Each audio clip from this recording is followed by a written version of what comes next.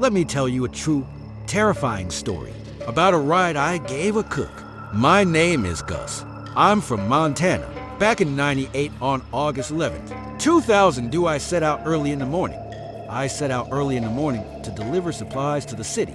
It was a 176-mile round trip, all through the mountains, pure mountain roads. I planned to be back by 6 p.m., but I had to pick up a cook, Joe, on my way back. He just quit his job and needed a ride home. I waited an hour and a half for him to pack. So, by the time it was almost 6, I was only halfway back. I drove a Chevy pickup. The whole route was winding mountain roads, lined with dense, tall trees. As I drove, it started getting dark. The light faded quickly. I chatted with Joe as I drove, and we soon reached Swallowtail Canyon. We were on a curving mountain road by the edge. Joe said he needed to take a leak. I pulled over, turned off the engine, and we both got out. When he was done, I got back in the truck. As I was about to start it, Joe came running back, excited, saying he'd spotted a huge rabbit. He started rummaging through his bag. "What are you looking for?" I asked. "You gone and tried to get it." I was still talking when he took off running. He grabbed something from his bag and took off running. He came back holding a large, tan rabbit by its hind legs. Walking up from the riverbank, that rabbit was huge. Must have been close to 20 pounds. Blood dripped from its head onto the ground. Joe later told me he'd worked as a butcher for 3 years before becoming a cook. He was so good with a knife, he could practically use it as a throwing weapon. He killed the rabbit by throwing his butcher knife at it. Back at the truck, Joe started digging through his bag again, looking for seasonings to roast the rabbit. I told him no way. It's illegal to start fires in the forest. But Joe was insistent. He wouldn't get back in the truck. He said he'd just cook it quickly by the river.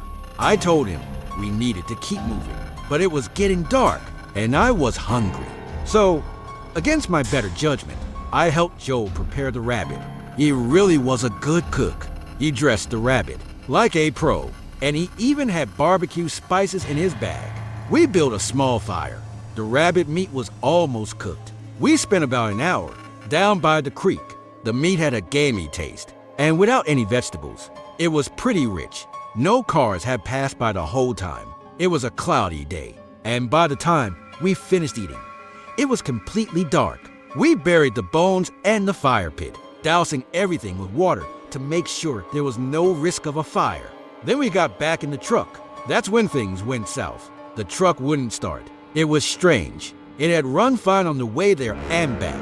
Joel held the flashlight while I checked the engine. The battery cables were melted. Still, it wouldn't start. I figured it might be a problem with the fuel injectors or the fuel filter.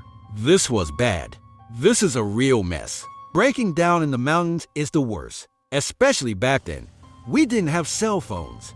We messed with it for almost 40 minutes, but the truck still wouldn't start. The flashlight was almost dead. The mosquitoes were swarming. The mosquitoes out here are huge, and with the river nearby, there were even more. Joe and I discussed our options. We decided to stay in the truck for a while, trying to start it every so often. If another car came by, we'd flag them down and see if they could help. Worst case scenario, we'd spend the night in the truck and figure things out in the morning. We didn't have any other choice. We turned off the flashlight and sat in silence. August in Montana is usually the hottest time of year. If we opened the windows, the mosquitoes would get in. If we kept them closed, it was stifling. We were both still sweaty and smoky from the fire. Joe couldn't take it anymore. He pulled a sheet and some clothes from his bag and said he was going to sleep in the truck bed, covered up. "Go ahead," I said. "Just don't smoke." I figured I should stay awake and try the engine a few more times. Maybe someone from the logging camp would come looking for us, or just happen to pass by. If all else failed, I could try to get the truck towed in the morning. We were in a canyon. The road cut right through it. Joe was already snoring in the back. The road followed a small river between the mountains. All you could hear was the sound of the river and the occasional bird or insect in the trees and the occasional chirping of unseen insects. It was pitch black that night. I eventually dozed off myself, half lying in the seat. but a strange sensation jolted me awake. I couldn't move. I tried to wiggle my fingers, my toes, anything, but I was completely paralyzed. I felt like I was shrinking, becoming tiny like a speck of dust, floating around. Then I felt gigantic, like a leaf swirling in a vortex. I couldn't control my body at all. And there was this other weird feeling. I felt something huge behind me, pressing against me. I couldn't turn my head to see it, but I could sense its size. It felt as big as the front of my pickup truck, and it felt furry. Hot, too, like a truck engine that's been running for hours. I was completely helpless. Another strange thing. My stomach felt like a rock, hard and uncomfortable. I couldn't breathe. I thrashed uselessly, my limbs heavy and unresponsive. Behind me, this massive, hot, furry thing was right up against me. I couldn't move my head, couldn't turn to look, but I could feel it, how big it was. Let me put it this way. It felt as big as the front of my pickup, and it was hot. This huge, furry thing radiating heat, like standing next to an engine that's been running for hours. That intense heat, like a truck engine after a 2-hour drive. I couldn't breathe. My limbs thrashed uselessly. I could feel the heat radiating outwards. All these sensations combined. It was bizarre. I'll never forget that feeling, that mix of sensations. I was lying there, trembling all over. Couldn't speak, couldn't open my eyes, struggling to breathe. My limbs desperately trying to move. It was agonizing. Then, after a while, I faintly heard music. It sounded like the kind of Chinese folk music they used to play on the loudspeakers when I was a kid. Like that one song, High Stepped, played on an erhu, a 2-string fiddle. But the melody and rhythm were different. I saw a young boy. He was very thin, and he had his back to me. He'd turn to face me occasionally, but I couldn't make out his face, too blurry. He was only about 5 feet away. He had a shaved head and wore a white tank top and shorts, like a basketball uniform, with black canvas shoes. He couldn't have been older than 7 or 8. He was humming a tune, mumbling words I couldn't understand. Not a single word, but I could tell he was enjoying himself. It wasn't like he was performing. It was more like an expression, a feeling. He smacked his lips as he sang. He swayed to the music, bobbing his head, twisting his waist. His whole body trembled slightly. He turned and saw me, still humming, still swaying. He started shuffling toward me. My heart pounded. I tried to sit up, but I was frozen. The more I struggled, the less I could move. My head spun. He stood over me, smacking his lips and singing under his breath, staring down at me. He looked me up and down, but he didn't touch my clothes. I don't know what he was looking at. A few times, he got so close, I thought I could see his ear, but his features remained unclear, his humming incomprehensible. He lifted his foot and stepped on my face. I could feel the rough canvas of his shoe and the grit from the road pressing against my skin. It didn't hurt exactly. His foot moved with his swaying body. Suddenly, I could move my hand. I could move. I yelled and sat up. It was still dark. I was drenched in sweat. My clothes soaked through. My heart hammered in my chest. The passenger seat was empty. No furry monster. Nothing. I slumped against the steering wheel. I felt drained, completely drained. Maybe I had food poisoning or heat stroke. The truck was dead. Please, don't let me pass out here. I rolled down the window, letting in the cool night air. I rested my head on the steering wheel. I didn't even have the energy to open my eyes. I don't know how long I sat there, slumped over the wheel, before I finally came to my senses. It was just a nightmare. I glanced at my watch. It was almost 5 in the morning. Dawn was coming. But then, I heard it again, that male voice, humming a tune. At least my head was clear, and I didn't feel nauseous anymore. I wasn't as scared. Who is that? Will this nightmare never end? I looked around. In the faint light, I saw a dark figure standing by the truck. I checked the truck bed, but it was too dark to see. I grabbed the flashlight. I wanted to see what was at the front of the truck. When I flicked it on, I almost laughed. Joe stood there, draped in a blue and white checkered sheet, his head down, his back to the truck, swaying. I didn't think much of it. Figured he was taking another leak. I rolled down the window, taking a leak by the truck. I asked. He didn't respond, just kept humming. I opened the door and walked towards him. "Hey, I'm talking to you. What are you doing?" I rounded on him and shone the flashlight. I froze. His face was a mask of pain. His eyes squeezed shut. He clutched a rock, a palm-sized rock, to his chest. In his other hand, he held a twig.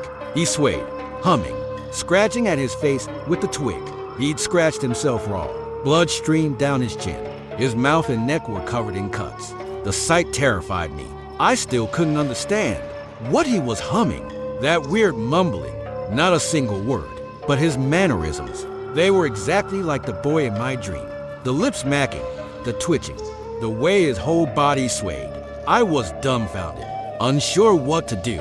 I stood there for a moment. He didn't seem to notice me. I reached out and touched his arm. That was a mistake. He stopped humming. He went stiff and fell face first to the ground. He didn't collapse, not like a normal person, not even like a drunk. It was like a tree trunk falling. He timber bird. He landed with a sickening thud. I almost pissed myself. My mind went blank. I thought he was dead, gone. I've always been a tough guy, driven for decades, seen my fair share of accidents. But this was the most disturbing experience of my life. By far, my heart hammered against my ribs. I could feel the blood pounding in my ears. Thump, thump, thump, thump. It felt like it was going to burst out of my chest. I still have heart problems to this day, an irregular heartbeat. I think that night messed me up.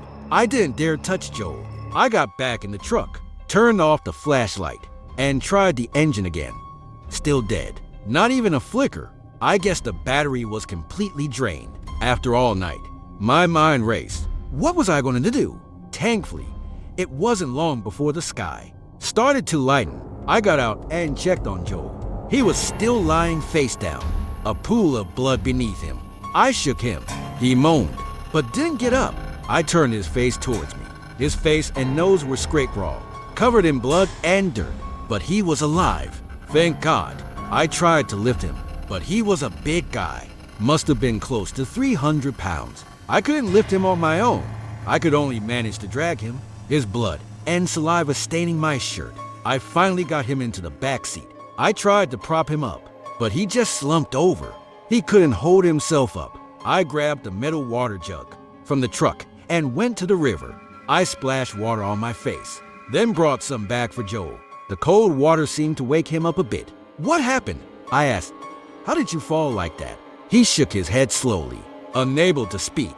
I had a small first aid kit in the truck with antiseptic, bandages, and the like. I cleaned him up and tried to stop the bleeding. He was in bad shape, still dazed and unable to talk. He had a broken nose, a few chipped teeth, and blood all over his mouth. Tiny pebbles were embedded in his skin, and splinters from the twig were stuck in his face. He didn't seem to feel any pain.